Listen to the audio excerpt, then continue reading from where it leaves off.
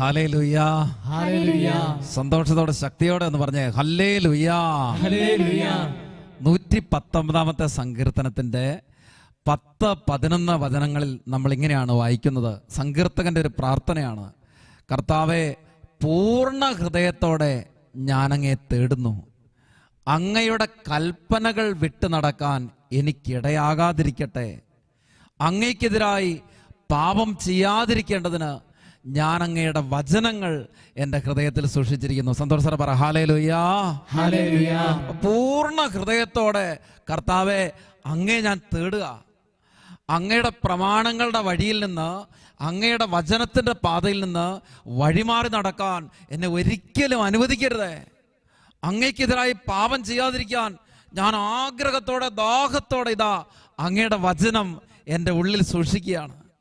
പ്രിയപ്പെട്ട ദൈവമക്കളെ, ഇതൊരു വ്യക്തിയുടെ ചങ്കെന്ന് വരേണ്ട ഒരു പ്രാർത്ഥനയാണ് അല്ലേ? ഹൃദയത്തിൽ നിന്ന് ഇങ്ങനെ ഒരു പ്രാർത്ഥന ഉണ്ടാകണം. വചനം ഉള്ളിൽ സൂക്ഷിക്കണം, വചനം വായിക്കണം, വചനം പഠിക്കണം, വചനം ധ്യാനിക്കണം, വചനം ജീവിതത്തെ മാറ്റിമറിക്കണം, വചനം ഒരു പ്രകാശം നമ്മുടെ ജീവിതത്തിലേക്ക് തരണം. ആ പ്രകാശത്തിൽ ദൈവമക്കള് സഞ്ചരിക്കേണ്ട ഒരു കാലഘട്ടമാണിത്. ഈറ്റുനോവിന്റെ ആരംഭം മാത്രമാണ് രോഗപീഠകളും പ്രതിസന്ധികളും വിശ്വാസത്യാഗത്തിന്റെ ആത്മാവും ഉടലെടുക്കുന്ന ഈ കാലഘട്ടം എന്ന് പറയുന്നത്. ഈ കാലഘട്ടത്തിലെ പ്രലോഭനങ്ങളെ, പ്രതിസന്ധികളെ മറികടക്കണമെങ്കിൽ സഭയ്ക്കെതിരെ, വൈദിക സന്യസ്ത ജീവിതങ്ങൾക്കെതിരെ ആരോപണങ്ങളും അസ്വസ്ഥകളും ഉടലെടുക്കുമ്പോൾ അവിടെ ഇവിടെയൊക്കെ വൈദികരിലും സന്യസ്തരിലും സഭാ നേതൃത്വത്തിലുമൊക്കെ വീഴ്ചകളും പോരായ്മകളും നമ്മൾ കണ്ടെത്തുമ്പോൾ, പല രീതിയിൽ ആത്മീയ ശുശ്രൂഷ മേഖലകളിൽ വ്യാപരിക്കുന്നവരും പല ഉദ്യോഗസ്ഥരുള്ളവരും ഉന്നതരായ മറ്റ് പല വ്യക്തികളിലും പലതരത്തിലുള്ളതായ ഗൗരവതരമായ വീഴ്ചകളും പോരായ്മകളും കാണുമ്പോൾ നമ്മൾ പലപ്പോഴും പകച്ചു നിൽക്കും. ദൈവമക്കളെ, ഇത് പ്രതിസന്ധിയുടെ ഒരു കാലമാണ്.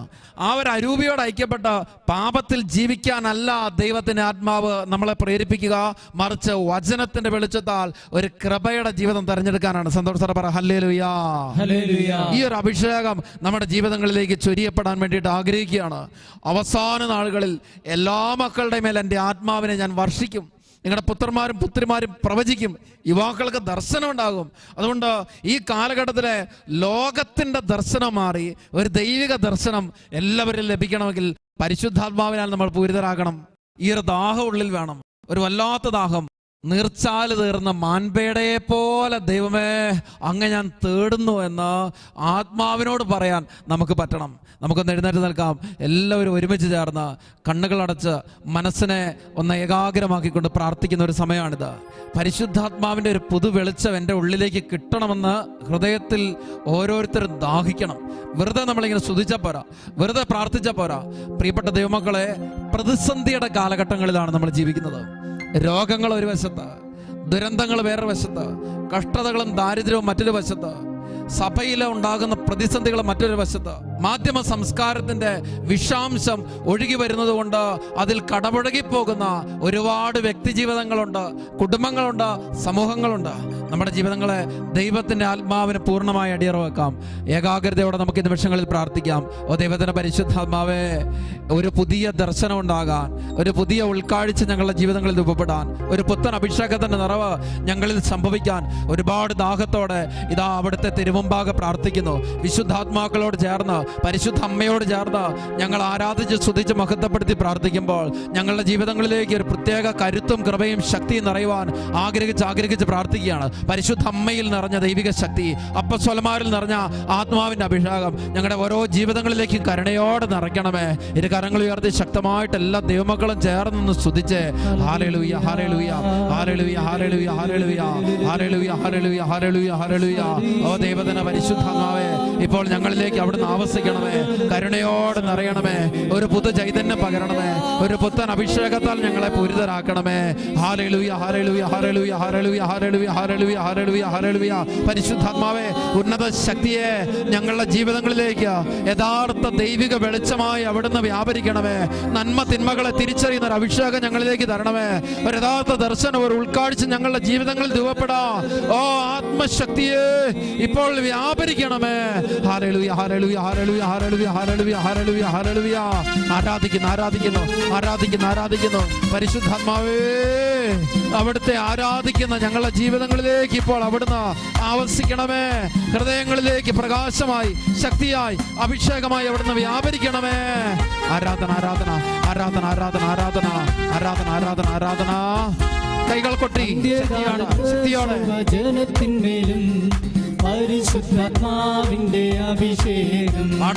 അന്ത്യകാലത്ത് സർവജനത്തിന്മേലും പരിശുദ്ധാത്മാവിന്റെ അഭിഷേകം. അഭിഷേകം അഭിഷേകം ആമേൻ അഭിഷേകം ആമേൻ. പരിശുദ്ധാത്മാവിന്റെ അഭിഷേകം നിറയട്ടെ നിറയട്ടെ. അഭിഷേകം അഭിഷേകം നിറയട്ടെ. അഭിഷേകം ശക്തി നിറയട്ടെ. പരിശുദ്ധാത്മാവിന്റെ അഭിഷേകം.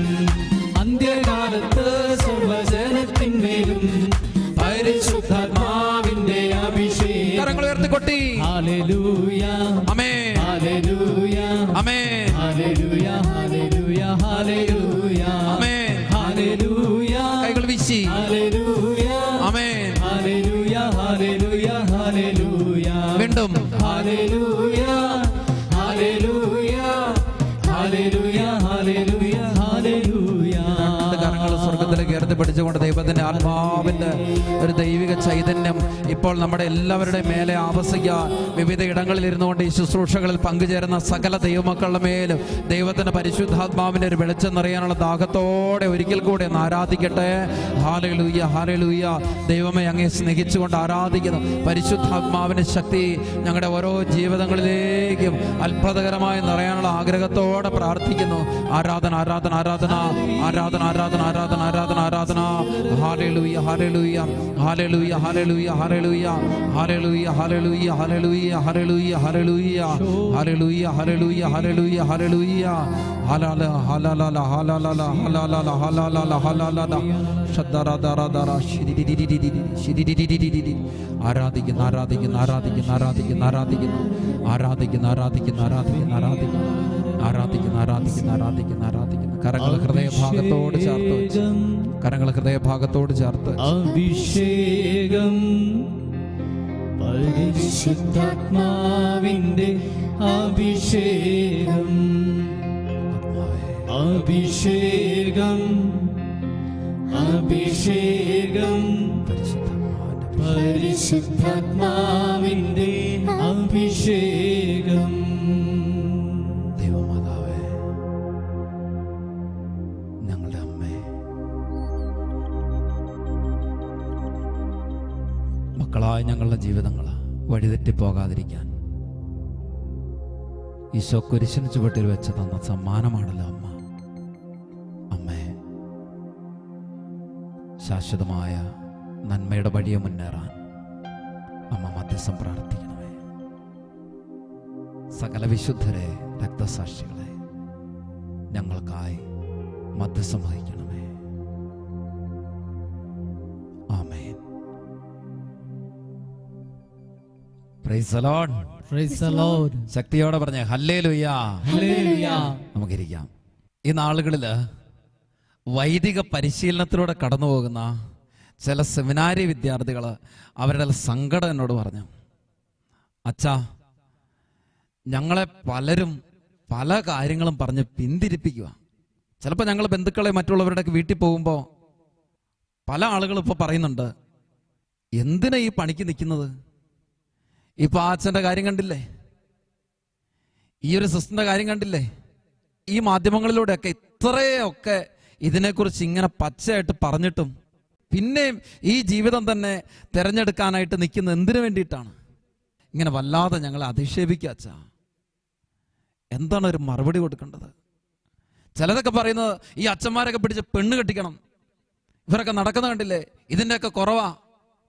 ഇങ്ങനെയൊക്കെ പല രീതിയിൽ ഇന്ന് പ്രതികരിക്കുന്ന ഒരുപാട് പേരുണ്ട്. അപ്പോൾ ഒരു വശത്ത് നമ്മൾ നോക്കുമ്പോൾ ചില വൈദികരുടെ ഭാഗത്തുനിന്ന് ഗൗരവതരമായ ചില വീഴ്ചകൾ ഉണ്ടായിട്ടുണ്ട്. സഭയുടെ നേതൃനിരയിലുള്ള ചില വ്യക്തികളുടെ ഭാഗത്തു നിന്ന് ചില ബലഹീനതകൾ കൊണ്ടുള്ള വീഴ്ചകൾ ഉണ്ടായിട്ടുണ്ട്. ചില സന്യസ്തരും വൈദികരും ഈ ജീവിതം ഉപേക്ഷിച്ച് പോയിട്ടുണ്ട്.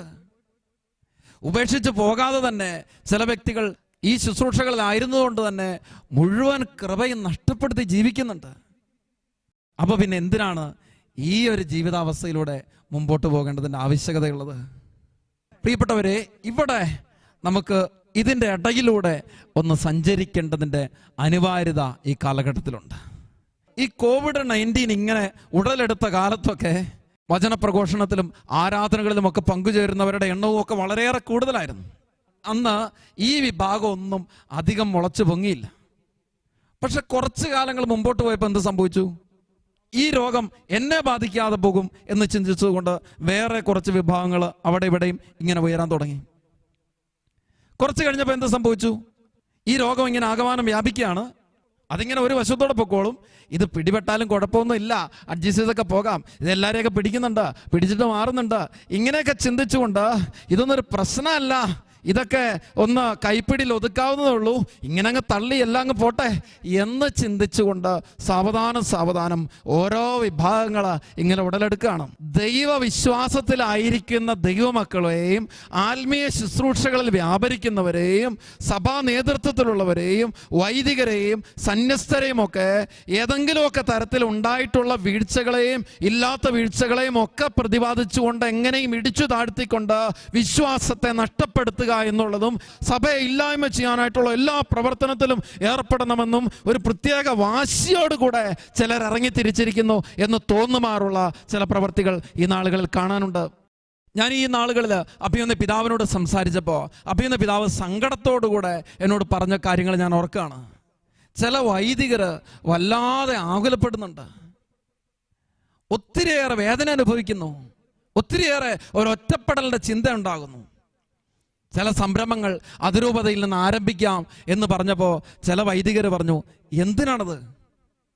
ഇത്രയുമൊക്കെ നന്മകൾ വൈദിക ജീവിതത്തിലൂടെ ഉണ്ടായിട്ടും ഒരുപാട് സമർപ്പിതര് പലയിടങ്ങളിലും തങ്ങളെ തന്നെ മറന്ന് ഉപേക്ഷിക്കപ്പെട്ടവരും പാർശ്വവൽക്കരിക്കപ്പെട്ടവരും സമൂഹത്തിൽ നിന്ന് മാറ്റി നിർത്തപ്പെട്ടവരുമായ പാവപ്പെട്ടവരുടെ ജീവിതങ്ങളുടെ ഉന്നമനത്തിന് വേണ്ടി അധ്വാനിച്ചിട്ടും ഇതൊന്നും കാണാതെ അവിടെയും ഇവിടെയും ഉണ്ടായിട്ടുള്ള വീഴ്ചകളെ മാത്രം എടുത്ത് പർവ്വതീകരിച്ചുകൊണ്ട് ഇതാണ് സഭ എന്ന്, ഇതാണ് പൗരോഹിത്യ ജീവിതത്തിൻ്റെയും സന്യസ്ത ജീവിതത്തിൻ്റെയും ഒക്കെ ബലഹീനമായ വശമെന്നും പ്രതിപാദിച്ചുകൊണ്ട് ഇത് മാത്രമേ ഉള്ളൂ എന്ന് വരുത്തി തീർക്കുവാനായിട്ടുള്ള ഒരു ശ്രമം നടത്തുന്ന ദയനീയ സ്ഥിതിയുണ്ട്. അതുകൊണ്ട് പല വൈദികരും പറയാണ്, എന്തിനാണ് വെറുതെ നമ്മൾ നല്ല കാര്യങ്ങൾ ചെയ്ത് ഇങ്ങനെ ഏറുകൊള്ളാൻ നിൽക്കുന്നത്? പരിശുദ്ധ പിതാവ് ഫ്രാൻസിസ് പാപ്പ അദ്ദേഹത്തിൻ്റെ സുവിശേഷത്തിൻ്റെ ആനന്ദം എന്ന് പറയുന്നതായ അപ്പസ്തോലിക ആഹ്വാനത്തിൽ 79-ാമത്തെ ഖണ്ഡികയിൽ പറയുന്ന ഒരു കാര്യം ശ്രദ്ധേയമാണ്. ഞാനത് നിങ്ങളുടെ ശ്രദ്ധയ്ക്ക് വേണ്ടി വായിക്കുകയാണ്. ഇങ്ങനെയാണത്: ചിലപ്പോൾ നമ്മുടെ മാധ്യമ സംസ്കാരവും ചില ബുദ്ധികേന്ദ്രങ്ങളും സഭയുടെ സന്ദേശം സംബന്ധിച്ച് സ്പഷ്ടമായ സംശയ മനോഭാവങ്ങളും അതോടൊപ്പം ദോഷം മാത്രം കാണുന്ന സ്വഭാവങ്ങളും പ്രകടമാക്കുന്നു. അതിൻ്റെ ഫലമായി പ്രാർത്ഥിക്കുന്നുണ്ടെങ്കിലും പല അജപാലന പ്രവർത്തകരിലും ഒരുതരം അപകർഷതാബോധം വളരുന്നു. ഇത് അവരുടെ ക്രൈസ്തവ സ്വത്വത്തെയും ബോധ്യങ്ങളെയും ആപേക്ഷികമാക്കുകയോ ഒളിച്ചുവെക്കുകയോ ചെയ്യുന്നതിലേക്ക് അവരെ നയിക്കുന്നു. ഇത് ഒരു ദൂഷിത വലയം ഉളവാക്കുന്നുണ്ട്. എത്ര വ്യക്തവും കൃത്യവുമായിട്ടാണ് പരിശുദ്ധ പിതാവ് ഓർമ്മിപ്പിക്കുക. അതായത് നമ്മുടെ മാധ്യമ സംസ്കാരവും ബുദ്ധി കേന്ദ്രങ്ങളും സഭയുടെ സന്ദേശം സംബന്ധിച്ച് സ്പഷ്ടമായ സംശയ മനോഭാവവും ദോഷം മാത്രം കാണുന്ന സ്വഭാവവും പ്രകടമാക്കുന്നതായ ഒരവസ്ഥാവിശേഷമുണ്ട്. അതിൻ്റെ ഭാഗമായിട്ട് എന്ത് സംഭവിക്കുന്നു? ഞാൻ ഓർക്കുകയാണ്, ആത്മീയ ശുശ്രൂഷ മേഖലകളിൽ വ്യാപരിക്കുന്നവരായ വ്യക്തികളുടെ മുമ്പിൽ പോലും ഒരുപാട് ചോദ്യങ്ങൾ ഇടുകയാണ്. കരസ്മാറ്റിക്, ജീസസ് യൂത്ത്, മറ്റു തരത്തിലുള്ളതായ ആത്മീയ കൂട്ടായ്മകളിലും സംഘങ്ങളിലും പ്രവർത്തിക്കുന്നവരായ വ്യക്തികളുടെയും ജീവിതത്തിലേക്ക് ഒരു തരത്തിലുള്ളതായ വിഷചിന്തകൾ കുത്തിവെച്ചുകൊണ്ട് അവരെ അസ്വസ്ഥപ്പെടുത്തുകയാണ്, അവരുടെ മുമ്പിൽ ചോദ്യം ചെയ്യുകയാണ്. പലതരത്തിലുള്ള നെഗറ്റീവ് സന്ദേശങ്ങളും ഈ ഗ്രൂപ്പുകളിലേക്ക് സോഷ്യൽ മീഡിയയിലൂടെ കൈമാറിക്കൊണ്ട് അവരുടെ ജീവിതങ്ങൾക്ക് അർത്ഥമില്ല, ഇനി ഈ പരിപാടിയൊക്കെ നിർത്തിപ്പൊക്കോ, നീ ഇങ്ങനെ ചെയ്തിട്ടൊന്നും കാര്യമില്ല എന്ന് തോന്നിക്കുമാറ് ഒരുപാട് നെഗറ്റീവായ കാര്യങ്ങൾ ഉളവാക്കിക്കൊണ്ട് സമൂഹത്തെയും വിശ്വാസ ജീവിതത്തെയും താറുമാറിലാക്കുകയാണ്. ഇതിൻ്റെ ഫലമായിട്ട് ഒരുപാട് വൈദികർ തളരുന്നുണ്ട്, ഒരുപാട് സന്യസ്തർ തളരുന്നുണ്ട്. വൈദിക വിദ്യാർത്ഥികൾ അവരുടെ ജീവിതത്തിൽ പ്രത്യേക മരവിപ്പും മന്ദതയും അനുഭവിക്കുന്നുണ്ട്. സന്യസ്ത ജീവിതത്തിലേക്ക് കടന്നു വരാൻ പലരും മടിക്കുന്നുണ്ട്. ഒരു കാര്യത്തെ നമ്മൾ വ്യക്തമായി കാലഘട്ടത്തിൽ തിരിച്ചറിയേണ്ടതുണ്ട്. പ്രിയപ്പെട്ട ദൈവമക്കളെ, കോവിഡ് രോഗത്തെക്കാൾ എത്രയോ 10 മടങ്ങ് ജീവിതത്തെ നശിപ്പിക്കാനും വിശ്വാസ ജീവിതത്തെ ഇല്ലായ്മ ചെയ്യാനും പര്യാപ്തമാക്കുന്ന വിധത്തില് അനേകം ആത്മാക്കളുടെ നാശം ലക്ഷ്യം വെച്ചുകൊണ്ട് ഇറങ്ങി പുറപ്പെട്ടിരിക്കുന്ന സാത്താൻ ശക്തികൾ പല വ്യക്തികളിലൂടെ ഇന്ന് പ്രവർത്തിക്കുമ്പോ നശിപ്പിക്കപ്പെടുന്നത് ആത്മാക്കള്. ശരീരത്തെക്കാൾ ഉപരി ആത്മാവിന് പ്രാധാന്യം കൊടുക്കാൻ പറഞ്ഞ യേശുക്രിസ്തുവിന്റെ പരിശുദ്ധ സഭയെ ഇല്ലായ്മ ചെയ്യാൻ പരിശ്രമിക്കുന്ന നാരകീയ ശക്തികളുണ്ട്. ഒരു മനുഷ്യൻ ചിന്തിക്കേണ്ട ഒരു കാര്യമുണ്ട്. എന്താണത്? ഞാൻ മറ്റുള്ളവരെ കുറിച്ച് ഇങ്ങനെ പറഞ്ഞുണ്ടാക്കുമ്പോ ഒരുപക്ഷെ എൻ്റെ നേരെ വിരൽ ചൂണ്ടുമ്പം മാത്രമേ എനിക്ക് വേദന ഉണ്ടാകത്തുള്ളൂ, അല്ലേ? ഇതാണ് ഈശോ ഓർമ്മിപ്പിച്ചു വെച്ചിട്ടുള്ളത്. മത്തായിയുടെ സുവിശേഷത്തിന്റെ 7:1 വിധിക്കരുത്, നീയും വിധിക്കപ്പെടുകയില്ല. കുറ്റാരോപണം നടത്തരുത്, നിന്റെ മേൽ കുറ്റം ആരോപിക്കപ്പെടുകയില്ല. നിന്റെ കണ്ണിൽ തടിക്കഷ്ണം ഇരിക്കെ സ്നേഹിത, നിന്റെ കണ്ണിൽ നിന്ന് കരടെടുത്ത് കളയട്ടെ എന്ന് പറയാൻ നിനക്ക് എങ്ങനെ സാധിക്കും? അതാണ് കർത്താവ് ചോദിക്കുന്ന ഒരു കാര്യം. പ്രിയപ്പെട്ട ദൈവമക്കളെ, ഞാൻ പറഞ്ഞല്ലോ, വൈദികരിലോ സമർപ്പിതരിലോ മറ്റുള്ളവരിലോ ഒന്നും പാപമോ തെറ്റോ ഇല്ലാഞ്ഞിട്ടല്ലെന്നേ.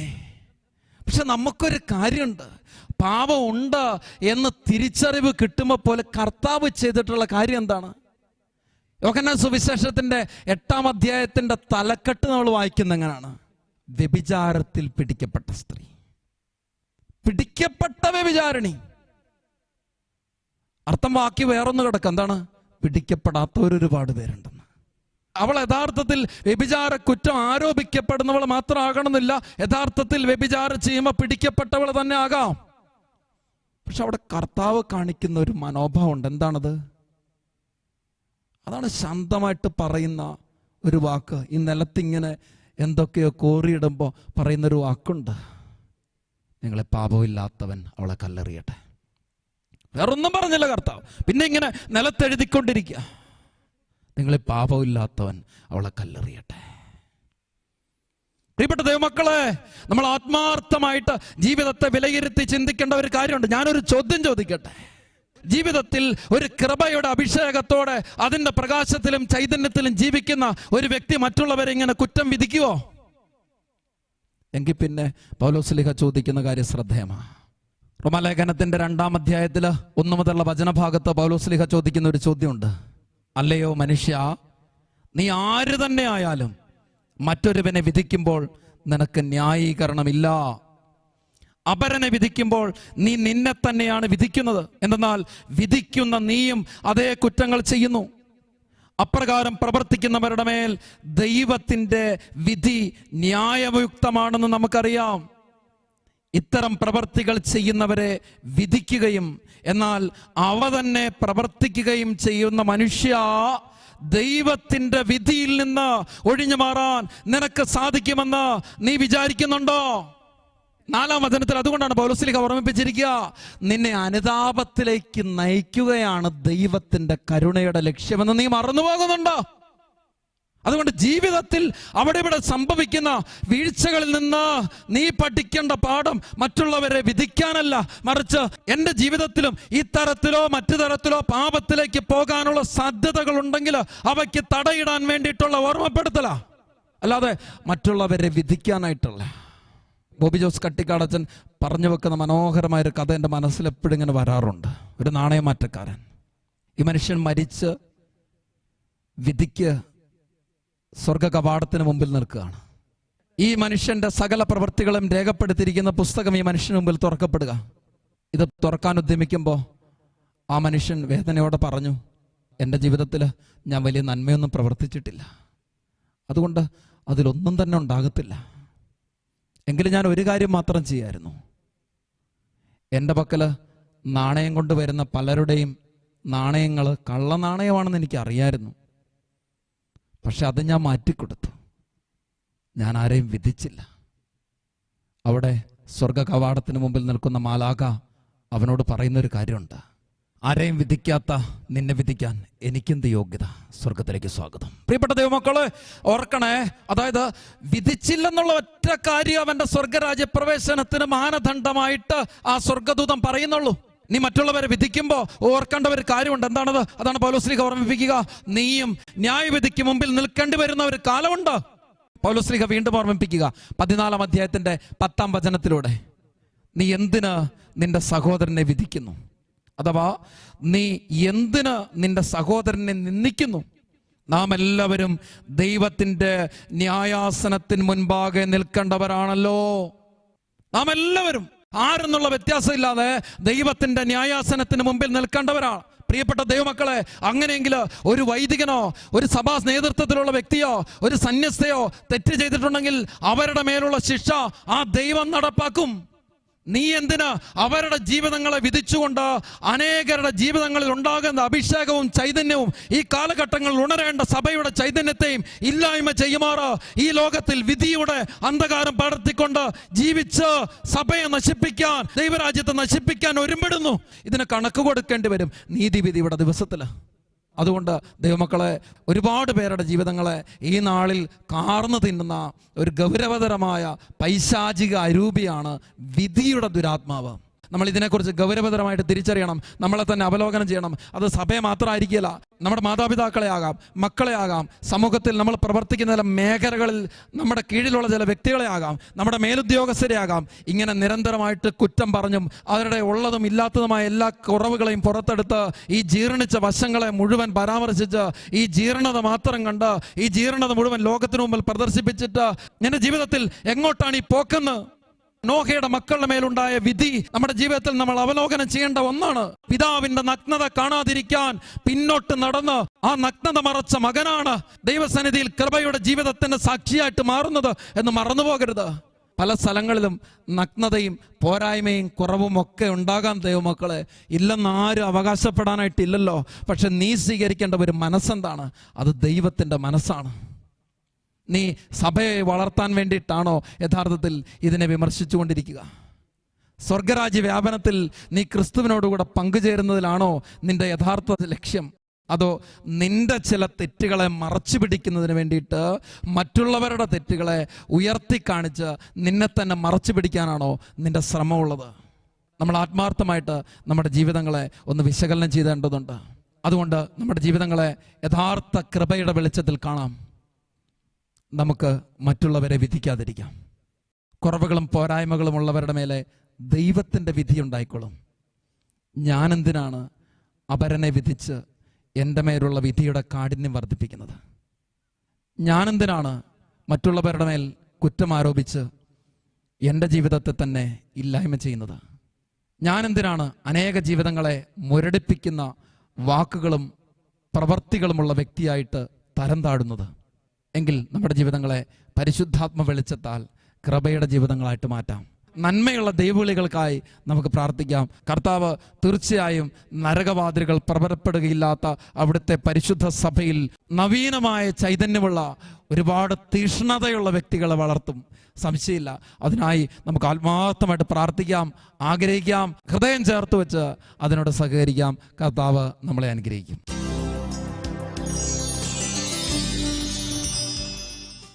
എൻ്റെ ജീവിതം മുഴുവനെ അറിയുന്ന നിന്റെ മുമ്പിൽ എൻ്റെ ജീവിതത്തെ ഞാൻ തുറന്നു വെച്ച് പ്രാർത്ഥിക്കുക. കർത്താവേ, എന്നിലെ കുറവുകൾ മറച്ചു വെച്ച് മറ്റുള്ളവരുടെ കുറവുകളെ കാണാൻ വെമ്പുന്ന ബലഹീനമായ കണ്ണുകളുണ്ട് എനിക്ക്. ഞാൻ എൻ്റെ ജീവിതത്തെയാണ് ആദ്യമേ ശുദ്ധീകരിക്കേണ്ടതെന്ന് തിരിച്ചറിവ് പലപ്പോഴും എനിക്ക് നഷ്ടപ്പെട്ടു പോകുന്നുണ്ട്. ലൂക്കാസ് സുവിശേഷത്തിൻ്റെ 15-ാം അധ്യായത്തിലൂടെ നാണയം നഷ്ടപ്പെട്ട സ്ത്രീയുടെ ഉപമ പ്രതിപാദിച്ചുകൊണ്ട് കർത്താവെ, അവളുടെ വീട്ടിൽ വിളക്ക് തെളിച്ചു വെച്ച് ആ വീടടിച്ചു വാരി നാണയം അന്വേഷിക്കുന്ന സ്ത്രീയെ പോലെ എൻ്റെ ജീവിതത്തിൽ നഷ്ടപ്പെട്ടു പോയ വിശ്വാസ ചൈതന്യം, വിശുദ്ധി, ദൈവസ്നേഹാനുഭവം, സഹോദര സ്നേഹം, ഇത് എൻ്റെ ഉള്ളിൽ ഞാൻ അന്വേഷിക്കണമെന്ന് അവിടുന്ന് ഓർമ്മിപ്പിക്കുക. പലപ്പോഴും മറ്റുള്ളവരെ ഞാൻ വിധിച്ചു കർത്താവേ, അവരിലെയും ഇവരിലെയും കുറവുകളിലേക്കാണ് എൻ്റെ ദൃഷ്ടി പതിയുന്നത്. ഓ യേശുവേ, ഒരുപാട് നെഗറ്റീവ് ചിന്തിക്കുന്ന ഒരു വ്യക്തിയായിട്ട് ഞാൻ മാറുന്നുണ്ട്. മറ്റുള്ളവരുടെ പോരായ്മയെക്കുറിച്ച് പരാമർശിക്കുന്ന എൻ്റെ നാവിൽ നിന്റെ അഭിഷേകം നഷ്ടപ്പെട്ടു പോകുന്നുണ്ട്. കർത്താവേ, നിന്റെ ദൈവിക ചൈതന്യത്താൽ നീ എനിക്ക് മുദ്രയിട്ട് തന്ന നിന്നെ സ്തുതിക്കാനായിട്ടുള്ള നാവിനെ ഞാൻ മറ്റുള്ളവരെ വിധിക്കാൻ ഉപയോഗിക്കുമ്പോൾ ആ നാവിൻ്റെ പരിശുദ്ധിയും ചൈതന്യവും മുഴുവൻ ചോർന്നു പോകുന്നുണ്ടെന്ന് ഞാൻ അറിയുക കർത്താവേ. ചിലപ്പോഴൊക്കെ പല കാര്യത്തെയും ഞാൻ എന്നിൽ തന്നെ ന്യായീകരിച്ച് ചിന്തിക്കും. ഇതൊന്നും കുഴപ്പമില്ല, എല്ലാവരും ഇങ്ങനെ കുറ്റം പറയുന്നതല്ലേ, അവർക്ക് കുഴപ്പമുള്ളത് കൊണ്ടല്ലേ ഞാൻ അവരെ വിധിക്കുന്നത്, അവരുടെ കുറ്റം മാത്രമല്ലേ ഞാൻ പറയുന്നുള്ളൂ. ഈശോ, എന്നെ തന്നെ ഞാൻ ന്യായീകരിച്ചു പോകുന്നുണ്ട്, എന്നെ തന്നെ ഞാൻ അറിയാതെ പുകഴ്ത്തിപ്പോകുന്നുണ്ട്. കർത്താവെ, എൻ്റെ ബലഹീനമായ വശങ്ങളെ മുഴുവനും ഇപ്പോൾ നിന്റെ സ്നേഹത്തിലേക്ക് ചേർത്ത് വെച്ച് ഞാൻ പ്രാർത്ഥിക്കുക. ദൈവമേ, എന്നിലേക്ക് നിന്റെ ദൈവസ്നേഹം നിറയട്ടെ, നിന്റെ ദൈവിക ചൈതന്യം നിറയട്ടെ. പാപ അവബോധം എനിക്ക് ലഭിക്കാൻ ആത്മാവിനെ തരണമേ, ആത്മാവിനെ തരണമേ. കരങ്ങളെ യാചനാരൂപത്തിൽ പിടിച്ച് ഓരോ ദൈവമക്കളും പ്രാർത്ഥിക്കട്ടെ. പാപബോധമില്ലാത്തവർ ചങ്കുപൊട്ടി വിളിക്കട്ടെ. പാപ അവബോധം ഇല്ലാതെ പശ്ചാത്താപം ഇല്ലാതെ ജീവിക്കുന്ന മക്കളുണ്ടെങ്കിൽ ഹൃദയം തുറന്ന് കർത്താവിനെ വിളിക്കട്ടെ. ഓ യേശുവേ, എന്നിലേക്ക് നിറയണമേ, പാപബോധം തരണമേ, പരിശുദ്ധാത്മാവിനാൽ എന്നെ നിറയ്ക്കണമേ. ദാഹത്തോടെ എല്ലാ ദൈവമക്കളും പ്രാർത്ഥിക്കുന്നു.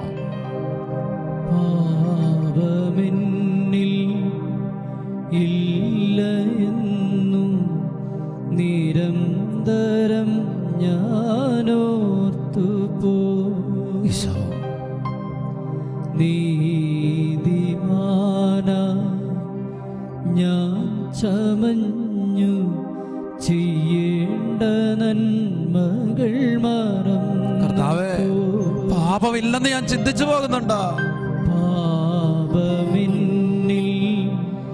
ഇല്ല എന്നു നിരന്തരം ഞാനോർത്തു പോയി. ഒരുപാട് പച്ചലകൾക്കുള്ളിൽ എൻ്റെ ജീവിതത്തെ മറച്ചു വെക്കുന്നുണ്ട്.